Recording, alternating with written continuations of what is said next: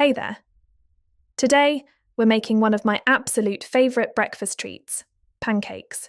They're super simple, fluffy, and just perfect for any morning when you want something a little extra special. I'm going to walk you through it step by step, so let's get started. First, let's talk about ingredients.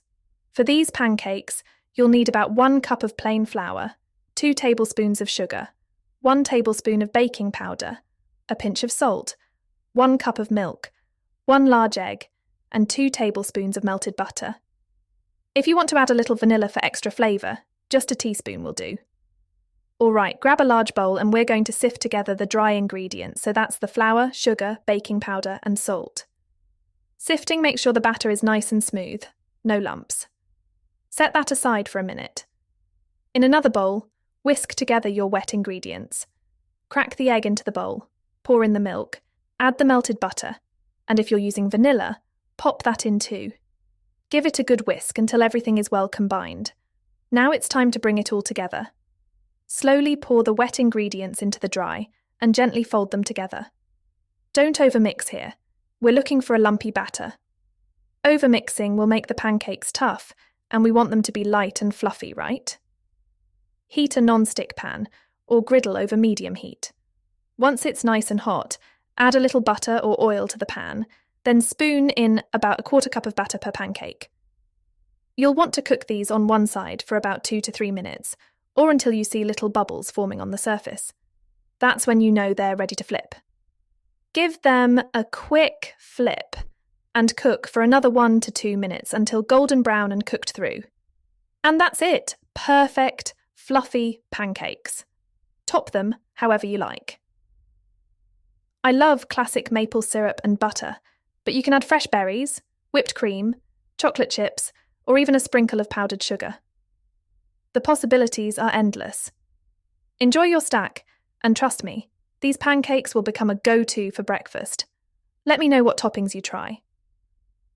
Now we're making a creamy, comforting chicken alfredo. It's one of those classic dishes that's perfect for any night when you want something indulgent but simple to whip up. Trust me, once you learn how to make this, you'll never go back to store-bought sauce again. So, let's talk ingredients. For this, you'll need 2 chicken breasts, a bit of salt and pepper for seasoning, about 2 tablespoons of olive oil, and 3 to 4 cloves of garlic minced because garlic makes everything better. For the sauce, you'll want about 2 cups of heavy cream, 1 cup of freshly grated Parmesan cheese, and a bit of butter, say around 2 tablespoons. Oh, and don't forget the fettuccine. You'll need about 300 grams of it to serve 2 to 3 people. Let's get started. First things first, season your chicken breasts with salt and pepper. Heat up a large skillet over medium heat and drizzle in the olive oil. Once it's nice and hot, add the chicken, and let it cook for about 6 minutes on each side until it's golden brown and cooked through. You want to make sure it's nice and juicy inside, so once it's done, take it out and let it rest on a plate. We'll slice it up later. Now, in the same pan, add a bit more olive oil if needed, and toss in your minced garlic. Let that sizzle for just a minute.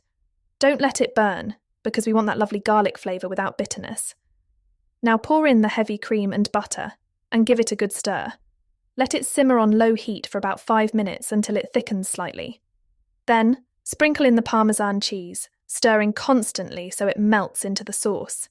It'll turn into this silky, cheesy dream.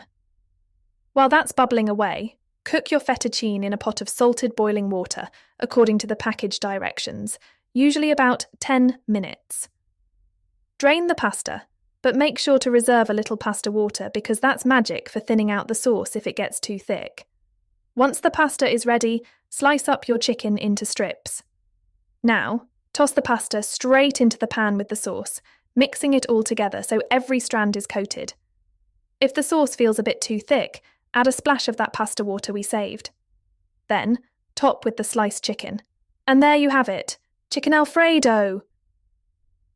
You can garnish with a little extra Parmesan, and maybe a sprinkle of parsley if you're feeling fancy.